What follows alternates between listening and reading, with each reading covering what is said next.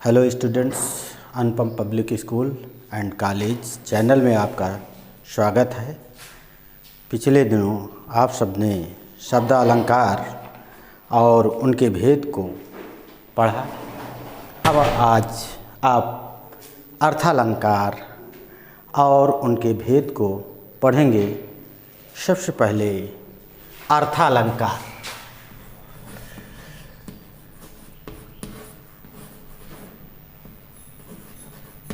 अर्थालंकार किसे कहते हैं ये तो पहले ही बताया जा चुका है, जैसे आप पुनः फिर समझ लें। यहाँ पर अर्थों में चमत्कार पाया जाता है, वहाँ पर अर्थालंकार होता है। जैसे जानी श्याम को श्याम घन नाच उठे वनमोर।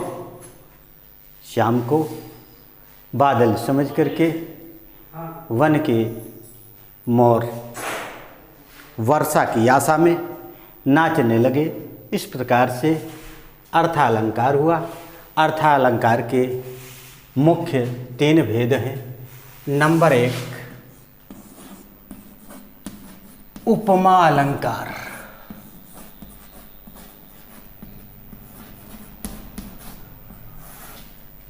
नंबर 2 रूपक अलंकार।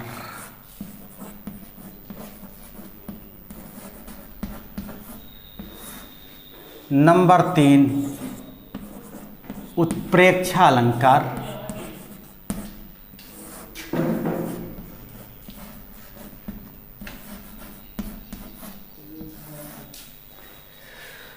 तो ये 3 मुख्य रूप से भेद हैं। अब उपमा अलंकार किसे कहते हैं?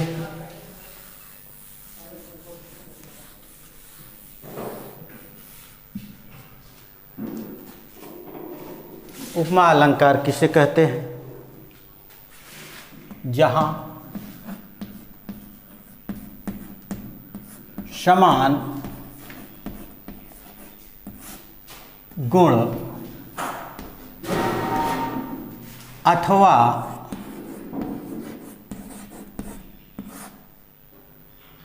धर्म के आधार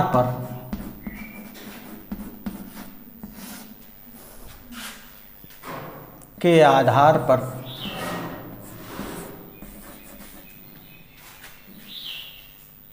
किसी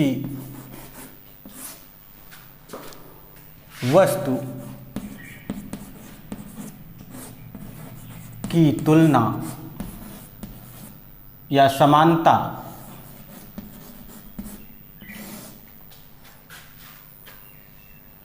दूसरे वस्तु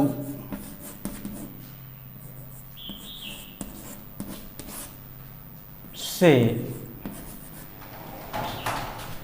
की जाती है,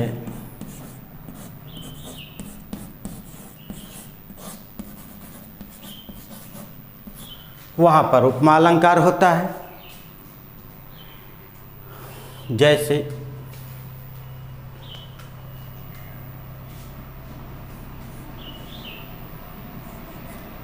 मुख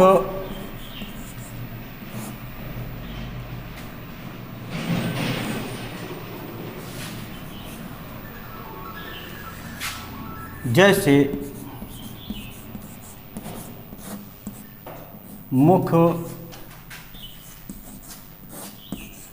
कमल के समान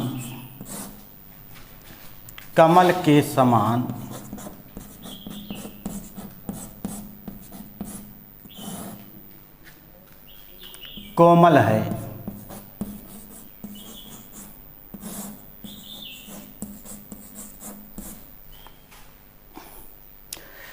अब यहाँ पर आप देखिए कि मुख की तुलना कमल से किया गया है, इसलिए यहाँ पर उपमा अलंकार है। अब उपमा अलंकार के 4 अंग हैं, तभी हम समझ सकते हैं कि यह उपमा अलंकार है। अब 4 अंग कौन कौन से हैं?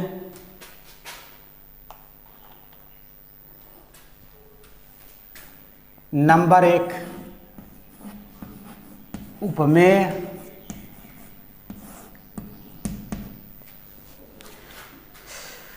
किसी वस्तु का वर्णन किया जाता है, किसी वस्तु का वर्णन किया जाता है, वहाँ पर उपमेय अलंकार होता है। जैसे इसमें मुख का वर्णन किया गया है, इसलिए यहाँ पर मुख जो है वो उपमेय अलंकार है। अब दूसरा है उपमान। उपमान जहाँ पर उपमेय की तुलना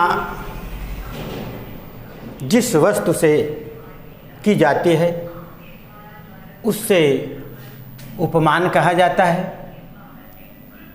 जैसे मुख की तुलना कमल से की गई है, इसलिए यहाँ पर कमल उपमान है।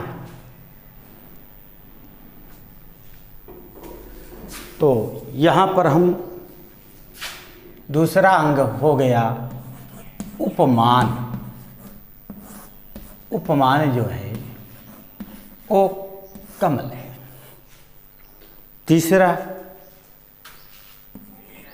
साधारण धर्म। साधारण धर्म किसे कहते हैं?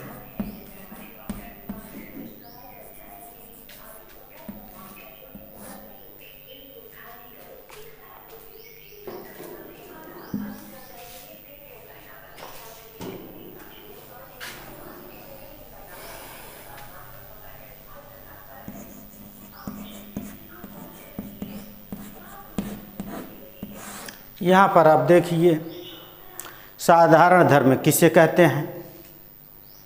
जहाँ पर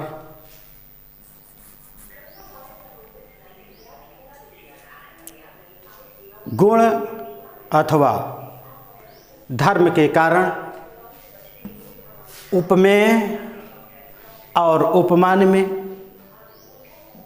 समता दिखाई देती हो, वहाँ पर साधारण धर्म है।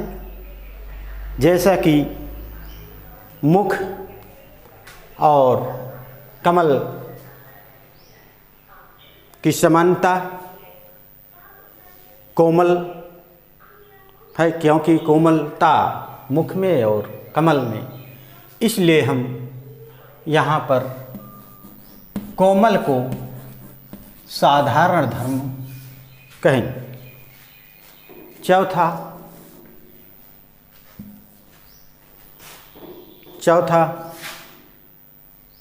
आपका वाचक। वाचक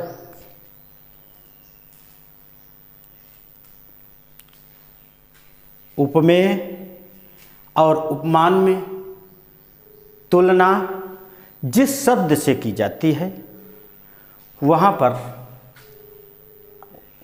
वाचक कहा जाता है। जैसा कि यहाँ पर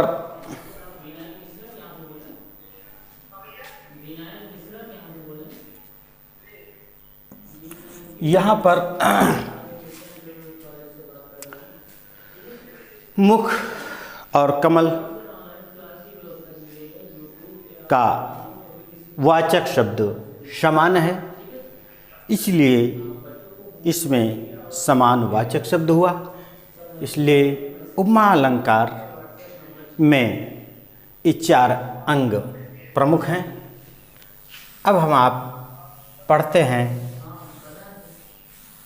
उपमा अलंकार कितने प्रकार के होते हैं। तो हम पहला उपमा अलंकार के भेद में पहला हम पढ़ते हैं पूर्णोपमा का पूर्णोपमा अलंकार।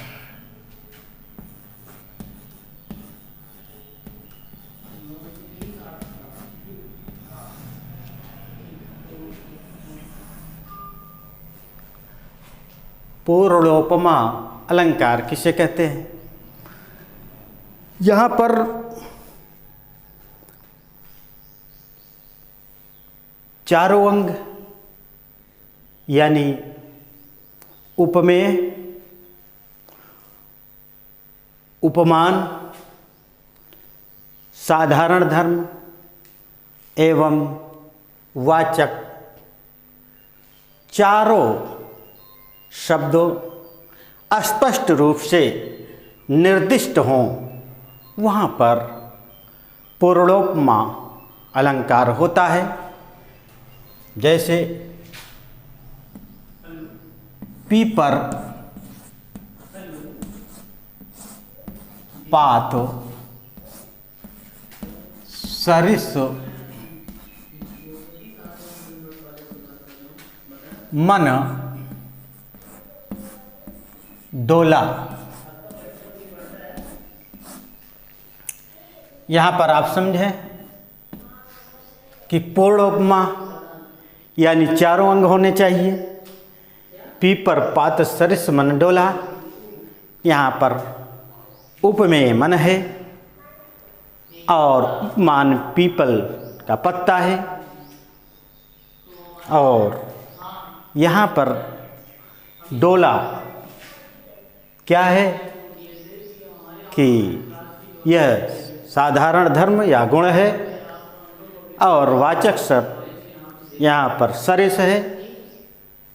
मन पीपल के पत्ते के समान डोला। इसलिए हम यहाँ पर पूर्णोपमा अलंकार कहते हैं। दूसरा है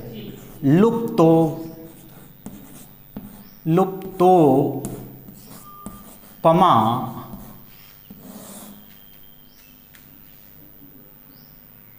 अलंकार, या संधि कर दिए हैं, चाहे पूर्णोपमा अलंकार ऐसे लिखें,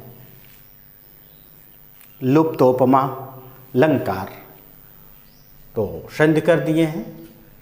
लुप्तोपमा अलंकार जहाँ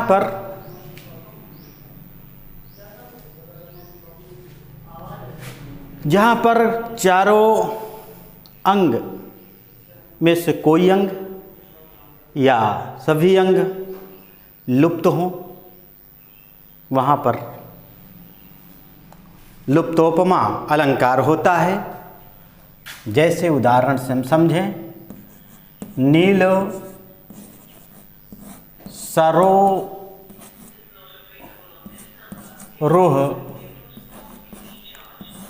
श्याम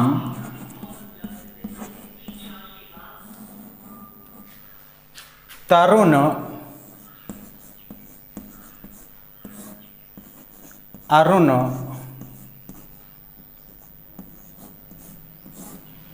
बारिज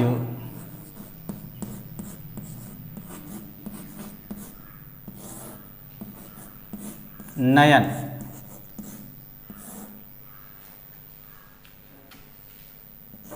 यहाँ पर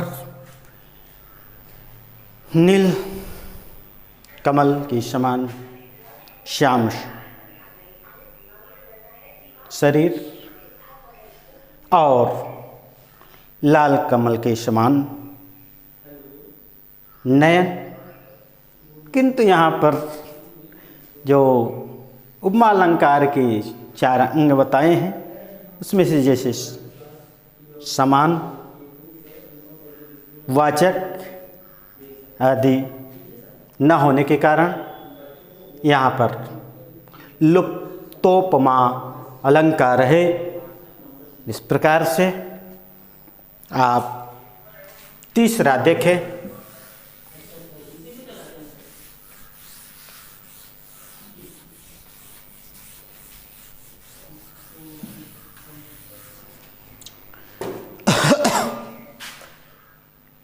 तीसरा है गा, इसको कहते हैं रसनोपमा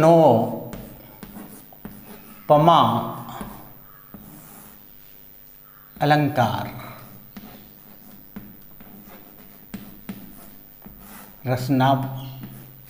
रसनोपमा अलंकार किसे कहते हैं? जहाँ एक कड़ी दूसरी कड़ी से क्रमशः जुड़ी रहती है, अर्थात उपमेय और उपमान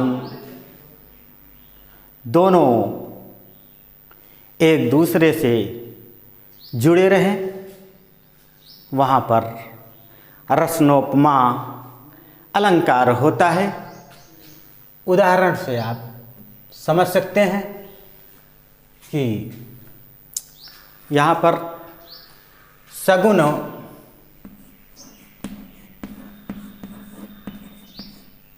ज्ञान सम उद्यम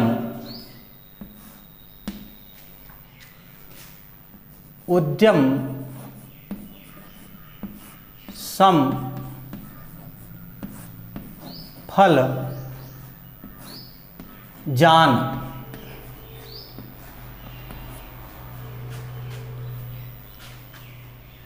फल समान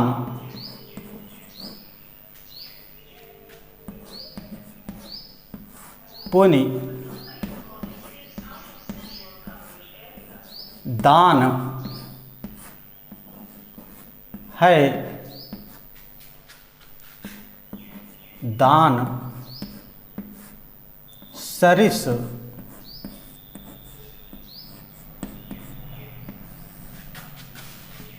सन मान। यहाँ पर आप देखें कि जिस प्रकार से एक कड़ी दूसरे कड़ी से क्रमशः जुड़ी रहती है, ऐसे यहाँ पर उपमेय और उपमान सगुण ज्ञान सम उद्यम, ये उपमेय है, ये उपमान है, एक दूसरे से जुड़े हुए हैं।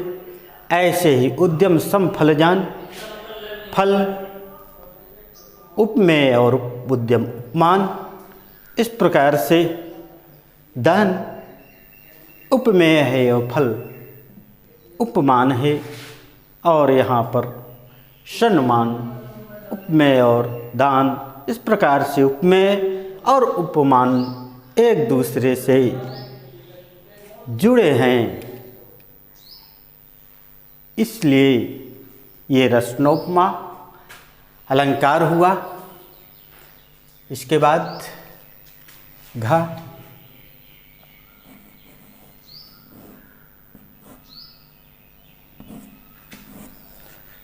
मालोपमा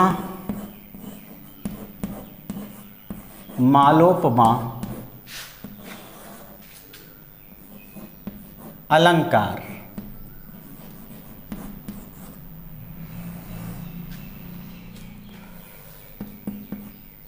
जहाँ पर माला के रूप में उपमेयों की श्रृंखला, यानी एक उपमेय में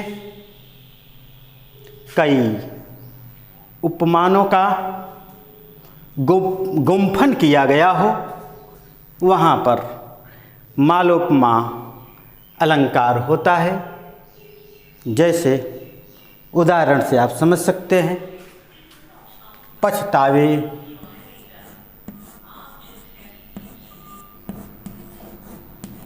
की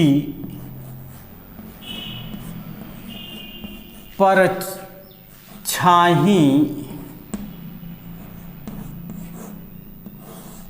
सी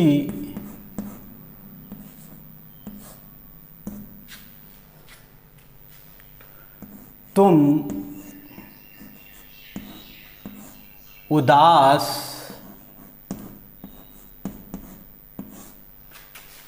छाई हो कौन।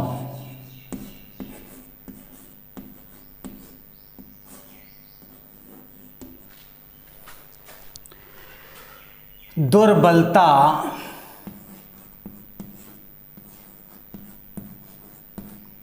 की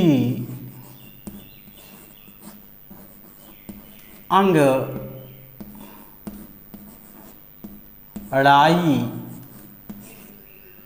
सी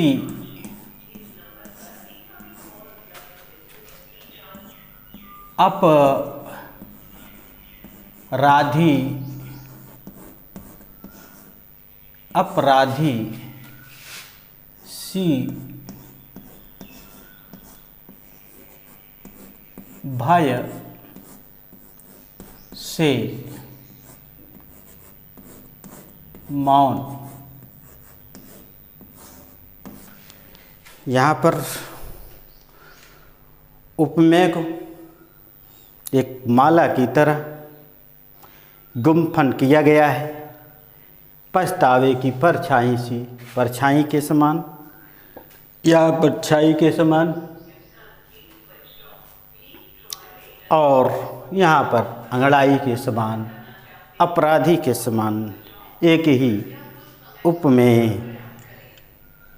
के साथ कई उपमानों का गुम्फन किया गया है, इसलिए इसे मालोपमा अलंकार कहते हैं। अब आप रूपक अलंकार पढ़ेंगे।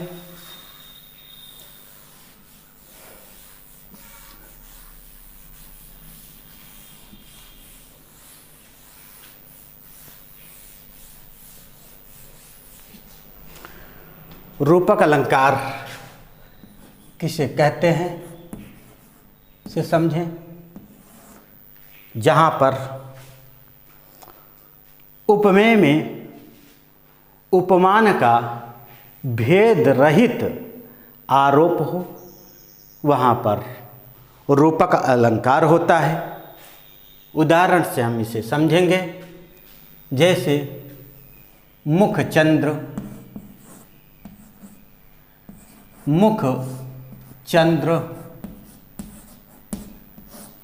देख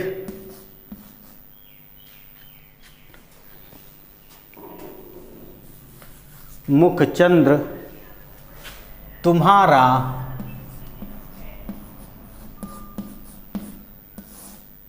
देख सखे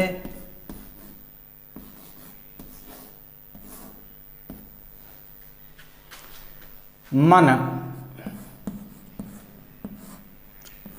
सागर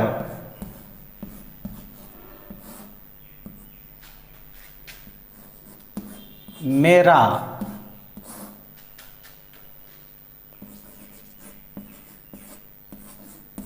लहराता। यहाँ पर मुख उपमेय और चंद्र उपमान है, यानी प्रस्तुत अप्रस्तुत। तो मुख पर चंद्रमा का भेद रहित आरोप और मन में सागर का भेद रहित आरोप, इसलिए यहाँ पर रूपक अलंकार है। रूपक अलंकार के भी 3 भेद हैं, क्रमशः एक एक करके समझें। नंबर 1,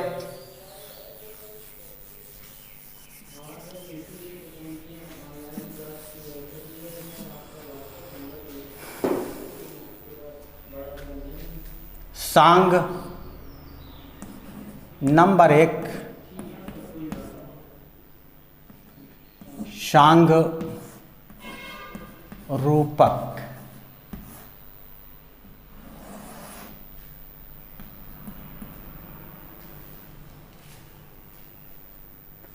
अब सांग रूपक अलंकार कहाँ पर होता है? जहाँ पर उपमेय में उपमान का आरोप सांग हो, यानी अंग सहित,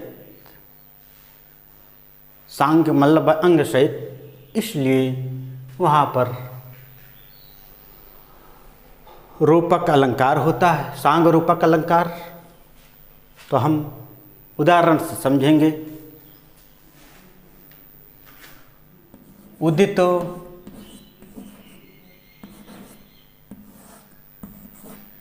उदय गिरि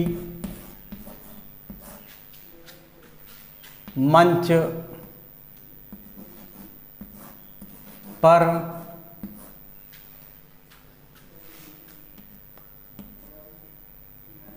रघुकुल रघु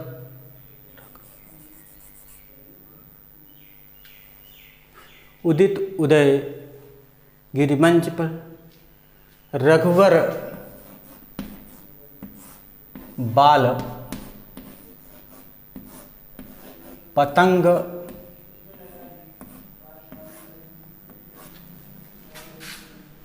विकसे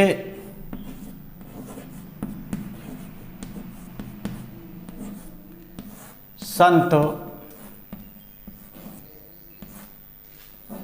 सरोज सब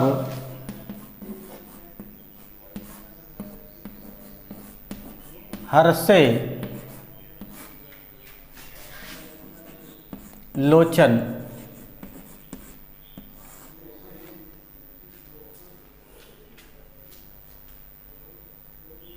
भृंग।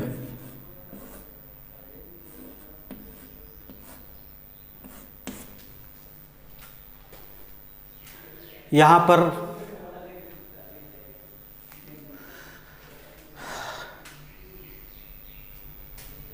उदया चल रूपी मंच पर शोर रूपी श्री रामचंद्र जी और संत रूपी कमल और नेत्र रूपी भौरे, इस प्रकार से ये सांग रूपक अलंकार है।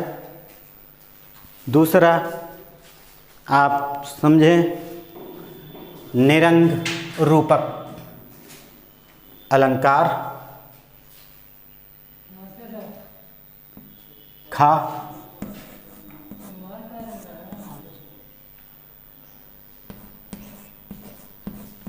निरंग रूपक अलंकार।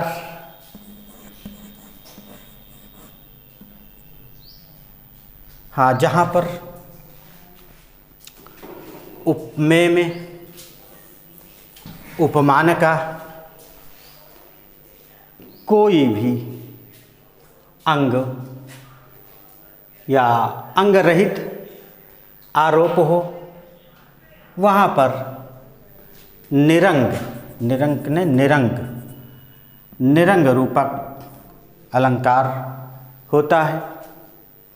आप उदाहरण से समझ सकते हैं कि निरंग रूपक अलंकार कौन सा है।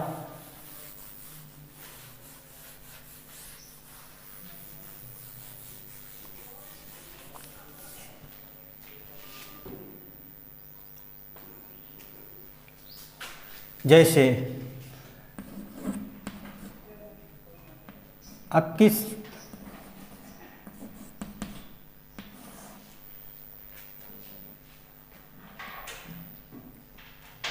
गए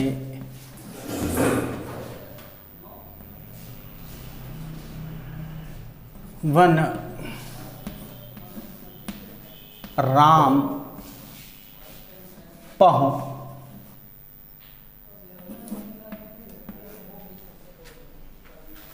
भरत मंत्र भल किन्ह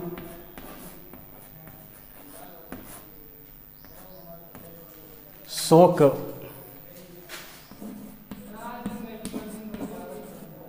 सिंधु बूढ़त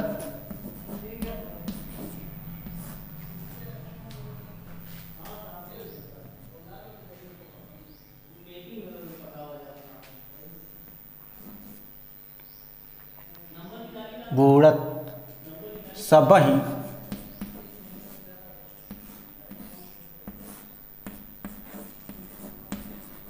तुम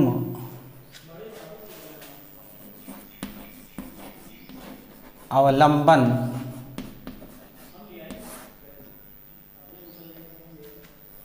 दीन। यहाँ पर शोक रूपी सिंधु का अवलंबन किया गया है। इस पर यहाँ पर निरंग रूपक अलंकार है।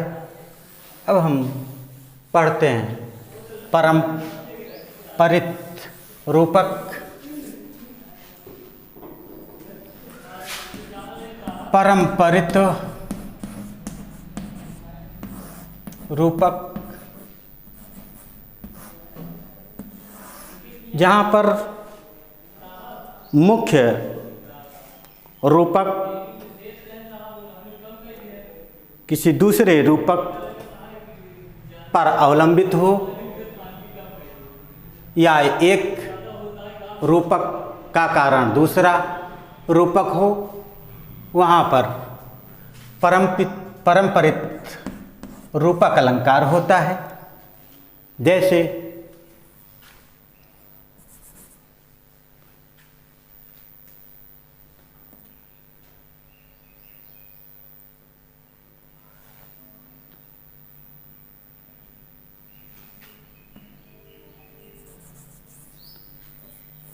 जैसे परम्परित में बंदौ पवन कुमार,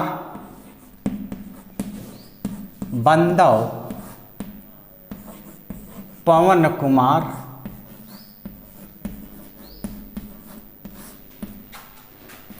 खल बन पावक ज्ञान घन जाशु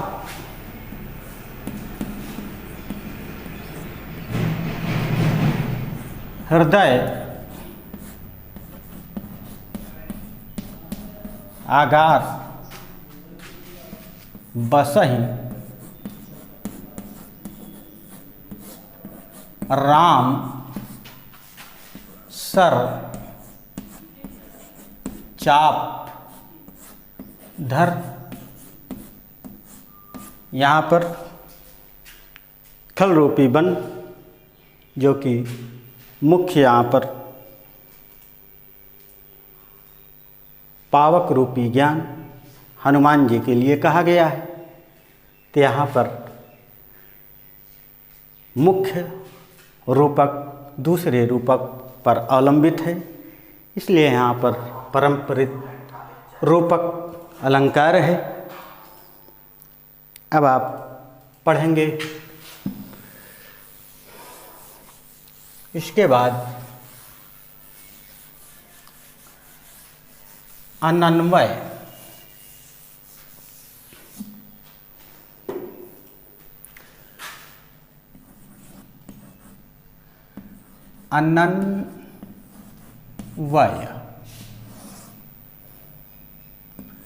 अनन्वय अलंकार ये भी एक अलंकार है। अब इसे कैसे समझेंगे कि अनन्वय अलंकार किसे कहते हैं? जहाँ पर उपमान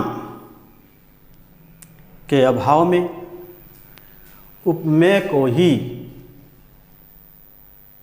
उपमान मान लिया जाता है, वहाँ पर अनन्वय अलंकार होता है। उदाहरण से हम समझेंगे। राम से राम, सिया सी सिया। राम से राम, सिया सी सिया। सिरमौर,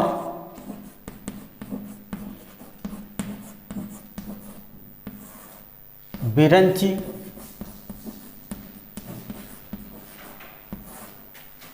विचार,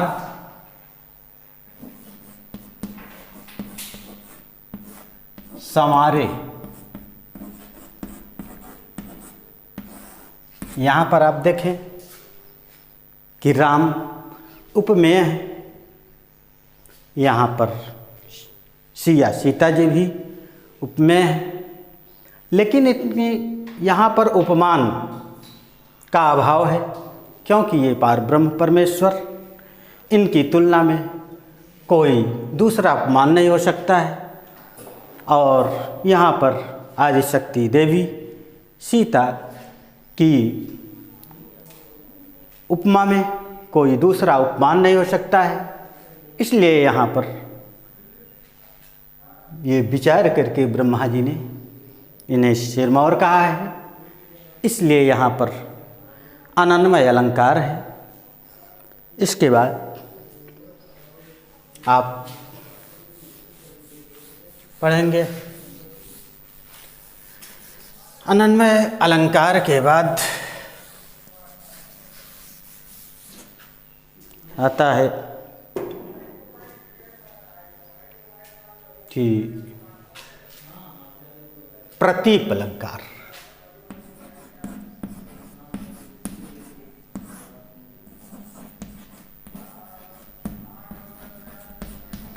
प्रतीप अलंकार कहाँ होता है, अब आप समझें।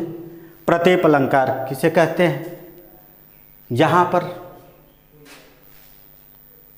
प्रसिद्ध उपमान को उपमेय बना दिया जाता है, वहाँ पर प्रतीप अलंकार होता है।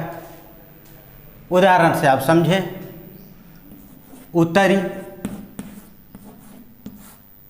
नहाए,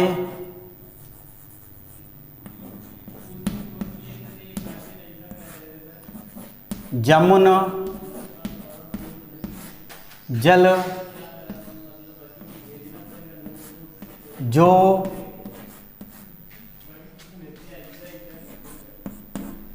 शरीर, सम, श्याम।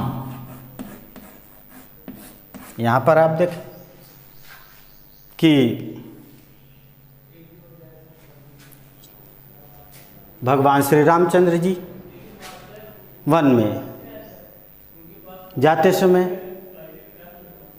यमुना में स्नान करते हैं। उसी समय का यहाँ पर तुलसीदास जी ने वर्णन किया है कि प्रसिद्ध यमुना जल है और उपमेय यहाँ पर श्री राम है, किंतु इसको ही उपमान को ही उपमेय बना दिया गया है। इसलिए यहाँ पर प्रतीप अलंकार हुआ। अगला संदेह अलंकार।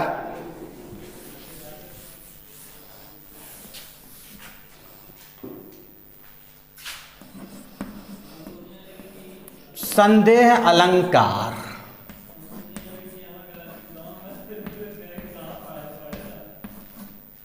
संदेह अलंकार किसे कहते हैं? जहाँ पर किसी वस्तु की समानता दूसरे वस्तु से देखने से यह निश्चित नहीं होता है कि यह वस्तु वही है कि कोई अन्य। उदाहरण से हम समझेंगे। सारी, बीज, नारी है, सारी बीच नारी है कि नारी बीच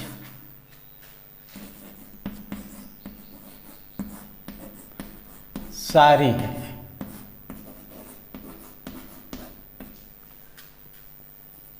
कि सारी ही की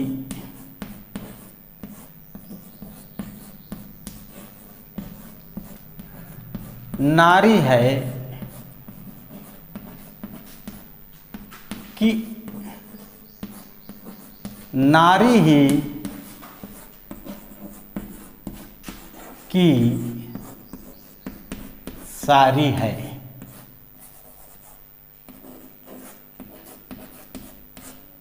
यहां समझे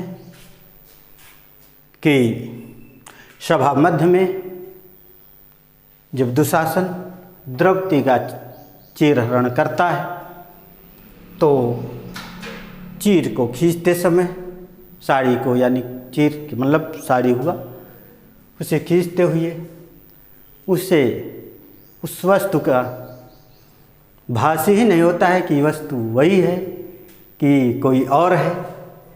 उसे साड़ी को स्त्री लगती है या स्त्री को साड़ी, और इस प्रकार से वो साड़ी को ही नारी समझ लेता है या नारी को ही साड़ी समझ लेता है। इस प्रकार से यहाँ पर संदेह होने पर संदेह अलंकार है। इसके बाद भ्रांति मान अलंकार।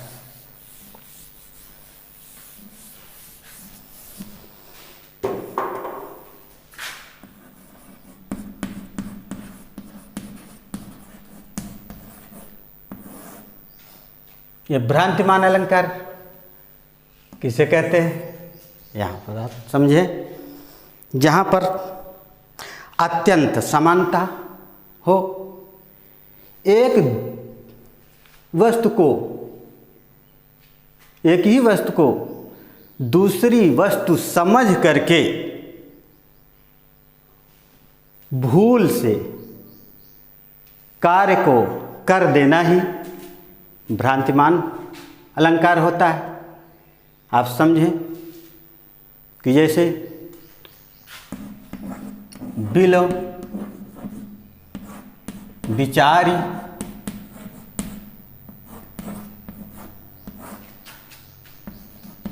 प्रविशन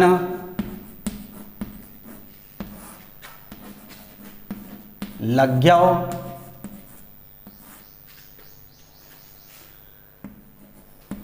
नाग सुंडो नाग सुंड में ब्याल ताहू कारी ऊख ब्रह्म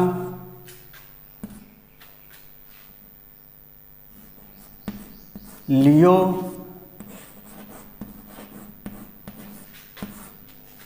उठाय उत्ताल।